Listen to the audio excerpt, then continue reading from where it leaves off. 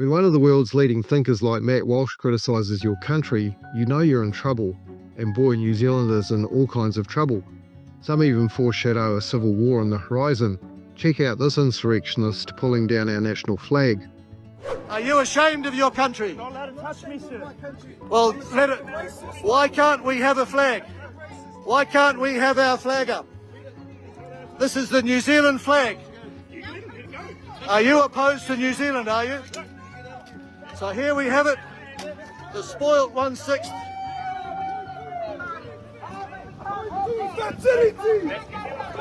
So here we have it, folks. These are the people who think that they should have control of the country. The basic problem is that New Zealanders have rejected radical left identity politics. Our previously imposed socialist doctrine is dying an agonising death. The change in political direction threatens the identity victimhood groups created by the previous radical left government. All these subsidised grifters are affected by a proposed equality of rights law, the one that Matt mentions and that New Zealanders voted for in the last election. In New Zealand we have one victimhood group that transcends all others.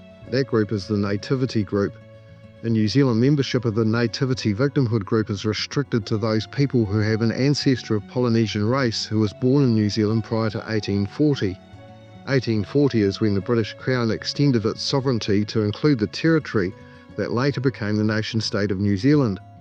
At the same time, the Crown granted British citizenship to all the ostensibly indigenous native people of New Zealand. This was all done under a treaty, the Treaty of Waitangi. Nowadays, the descendants of the native people of New Zealand are called Maoris. One example of a Maori is Dame Cindy Cairo. She presides over our King's sovereignty in her capacity as the Governor-General of New Zealand. Now back to the 21st century, because the New Zealand voters decided that they have had quite enough of radical far-left identity politics, the race card issued to members of the nativity victimhood group has reached its credit limit and no longer has currency with New Zealand taxpayers. The native victimhood card holders have responded by staging an insurrection led by a rebellious new native descendants tribe, or what in the native language is known as an iwi. This new insurrectionist tribe is known by normal New Zealanders as the Tiporangi Māori tribe. The Tiporangi Māori tribe provoked Matt's original review by staging an insurrection in the debating chamber of New Zealand's Parliament. Let's watch the video and watch the body language and notice just how obviously staged and planned this insurrection is. Te Pāti Māori, e ono ngā pōti e whakahe. Kawana, whakakamanu whiriti a koe au, kamate,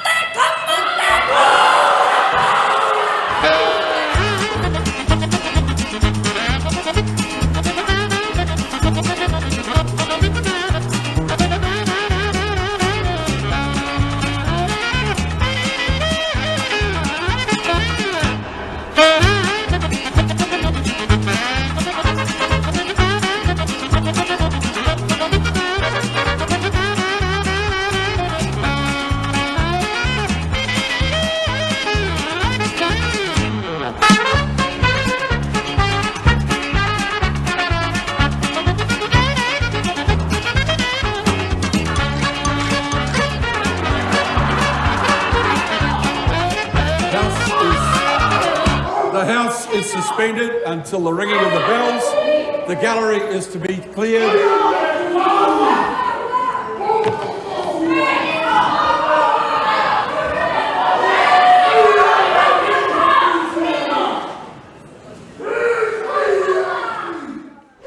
The first thing that stands out to me is that even after docking $30 million from its initial $100 million allocation, the New Zealand government is still spending $70 million of taxpayers' money to teach middle-aged Anglo-Saxon women educators in our schools Māori language and protocols. Māori protocols, such as those being taught to these Anglo-Saxon middle-aged women, apply to the traditional Māori tribal forums, what they call a hui, which is held in a wharenui or meeting house. Now, if an Anglo-Saxon went into a wharenui and spoke out of turn, great offence would be taken. In the old days, such a transgression might have even resulted in you ending up as the main course for dinner. On the New Zealanders' side, in the culture of the Anglo-Saxons, Parliament and the courts are the evolution of the King's Court, which dates back to Kent in 449. not much short of 1,000 years before Polynesians even stepped foot on New Zealand soil. The King's Court goes back even further, itself being a development of the Anglo-Saxon tribal moot, which is where the word moot comes from.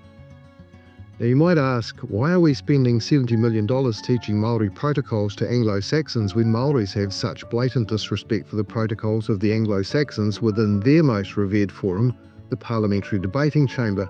That would be a very valid question. The answer has so far eluded me. It's very difficult to imagine what New Zealand would look like if every person living here were a Maori. I say that because I imagine a situation where the existing Anglo-Saxon institutions of state are run under the protocols of the Tipurangi Māori tribe. If you took those protocols, like the war dances, the aggressive response to opposing views, the shouting, the intimidation, the weapon waving and posturing, apply those protocols to our modern Anglo-Saxon institutions, the institutions simply won't work. Plainly, we saw that in the video. Long ago, Stone-Aged Anglo-Saxons had their own tribes and their own protocols, so did all other Stone-Age tribal people that have ever existed anywhere on our planet. Maoris are not special, they're just the last ones to get the memo by dint of New Zealand's geographical location. Everyone except the North Sentinel Islanders has progressed from tribalism. We've all moved on. And there's a reason why we left those tribal protocols behind. There's a reason why we don't dance around shouting, threatening and waving weapons at each other in a parliamentary debating chamber. The reason is that those protocols do not facilitate rational and reasoned adjudication or decision making. The most threatening chief with the loudest voice and the most fierce war dance isn't necessarily the one with the best arguments or even the best intentions. But for me, the worst consequence of the acting out by the Tipurangi Māori tribe is that it has distracted attention from a very serious and very real problem we have in New Zealand. That problem is equally shared by both Anglo-Saxons and Maoris alike. The problem is the reason why, in the first place, the new equality law is needed. And this insurrection is what the problem caused. That problem is undemocratic rule by the appointed judiciary. In New Zealand, the judiciary has become increasingly activist since the 1970s, and finally in 2004 the people of New Zealand lost their right of appeal to the United Kingdom Privy Council. The removal of that protection supercharged the elite radical left activist New Zealand judiciary and cut them loose to run amok with virtual impunity. This has meant that instead of being ruled by our democratically elected representatives, we have increasingly become ruled by unelected members of the judiciary. This is one of the points made by David that is lost in the noise of tribal war dances. Watch. The fact that we understand the treaty today through a lens back to 1840 we call the principles, and yet that lens, those principles, have never been properly defined in accordance with democratic processes, been defined by the courts, been defined by the Waitangi Tribunal, the public services had a go, but it's never been done democratically on behalf of the people in the House of Representatives. The New Zealand judiciary are appointed from the pool of New Zealand lawyers. And New Zealand lawyers are in turn taught in New Zealand law schools, and in turn the academics in New Zealand law schools are of course the elite radical left ideologues. They spend their days in auditoriums indoctrinating their students into radical left ideology. And the consequence is judicial members who have woke mind virus and make decisions based on their ideology rather than the law passed by our elected representatives. They're incapable of even basic logic. They just make stuff up. For example, shared exclusivity. Let that sink in a moment. Shared exclusivity. Let's also consider that the New Zealand judiciary tried to interfere with Kiribati's sovereignty using the same modus operandi that it has here in New Zealand, and Kiribati kicked them out. The Treaty Principles Bill, if passed, would overturn decades of left agenda influenced court decisions that have converted the Treaty of Waitangi from a unifying agreement into the makings of a two-state solution to an artificial division that simply does not exist. What the judiciary has done in New Zealand has created the artifice of two classes of people with different rights. And the last famous place where an artificial ethnic difference with different rights was created was a place called Rwanda, and that didn't end well. But the collective minds of our judiciary have been far too preoccupied with their own sense of self-importance to see the obvious consequences of their wokery and constitutional meddling. The judiciary has not understood that the Treaty of Waitangi to descendants of natives isn't anything more than what Magna Carta and the 1688 Bill of Rights is to Anglo-Saxons. The Crown owes all its subjects its special protection and a relationship based on good faith. This has been the rule since the ancient English feudal system, when military service was the price the subject paid for the protection of the king. The fact that the Treaty of Waitangi explicitly sets out the orthodox relationship that the Crown has with all its New Zealand subjects does not mean that the substance of the relationship is in any way different for descendants of natives compared to Anglo-Saxons or others within the sovereign realm. It is, after all, the crown of the Anglo-Saxon people.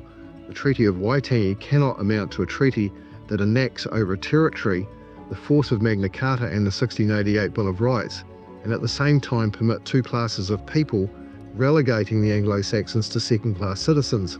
Magna Carta and the 1688 Bill of Rights do not allow for that circumstance, and if our jurists were worth half their salt, they would comprehend that. But instead of studying the history of their own legal system that has evolved for over 1,000 years, they've all got their heads buried in mythical, magical, tribal tikanga. In my view, the Treaty Principles Bill is important and should progress through to a referendum. I think it's essential that we get back to democratic government rather than rule by radical left ideological judicial appointments. What are your thoughts on the Treaty Principles Bill? Should we be concerned about being governed by the unelected judiciary? Leave a comment, please. I do appreciate that. Give us a like, would you? And click subscribe to be notified of new content as it drops. See you next time.